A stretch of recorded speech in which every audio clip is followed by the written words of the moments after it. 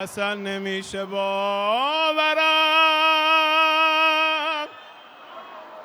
که دیگه نیستی بینمون। লাখো জনতার ঢল নেমেছে ইরানে।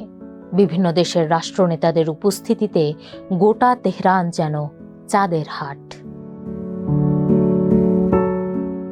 শত্রুর আঘাতে দেশের তরে শহীদ হওয়া ইরানের প্রয়াত সর্বোচ্চ নেতা আয়াতুল্লাহ আলী খামেনির প্রতি শ্রদ্ধা জানাতে অগণিত মানুষের এই ভিড়। 6 দিনের রাষ্ট্রীয় আয়োজন ইতোমধ্যেই শুরু হয়েছে।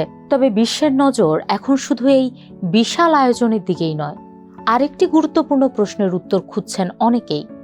ইরানের নতুন সর্বোচ্চ নেতা মোস্তফা খামেনি কি তার বাবা আয়াতুল্লাহ আলী খামেনির জানাজা ও দাফনে প্রকাশ্যে উপস্থিত হবেন? স্পষ্টভাবে এই প্রশ্নের উত্তর এখনো দেয়নি তেহরান। ইরানের জাতীয় বিদায় অনুষ্ঠান কমিটির প্রধান আলী আকবর পুরজামশিদিয়ান জানিয়েছেন, মোস্তফা খামেনি অনুষ্ঠানে উপস্থিত থাকবেন কিনা সে বিষয়ে সিদ্ধান্ত জানানোর এখতিয়ার তাদের নেই।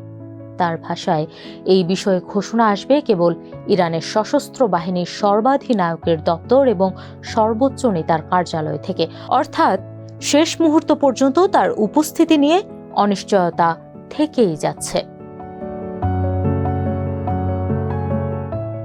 মোস্তফা খামেনিকে কয়েক মাস ধরে জনসমক্ষে দেখা যায়নি, এমনকি পরিবারের কয়েকটি গুরুত্বপূর্ণ অনুষ্ঠানেও তিনি উপস্থিত ছিলেন না।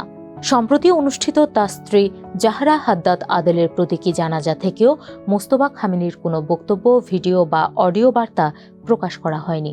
এরপর থেকেই তার শারীরিক অবস্থা নিয়ে নানা গুঞ্জন ছড়িয়ে পড়ে, যদিও এসব বিষয়ে আনুষ্ঠানিকভাবে কিছুই জানায়নি ইরান সরকার।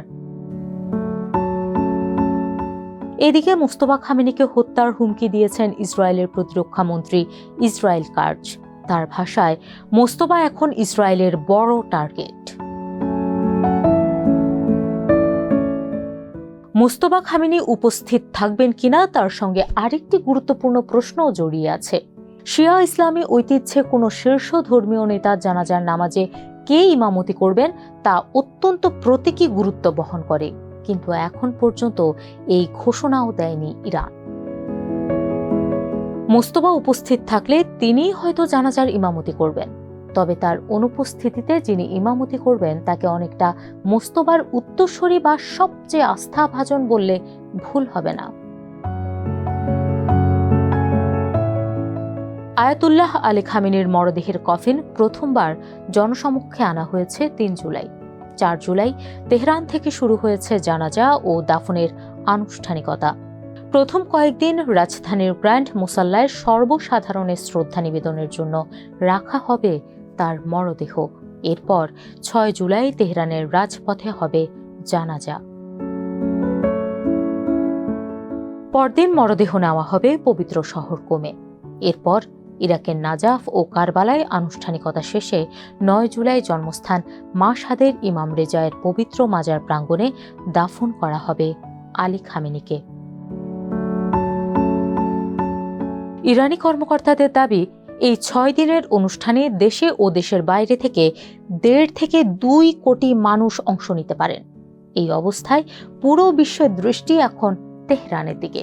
কোটি মানুষের এই শেষ বিদায়ে নতুন সর্বোচ্চ নেতা মোস্তফা খামেনি প্রকাশ্যে আসবেন কিনা সেই প্রশ্নের উত্তরই হয়তো ইরানের নতুন রাজনৈতিক অধ্যায়ের প্রথম বড় বার্তা হয়ে উঠবে।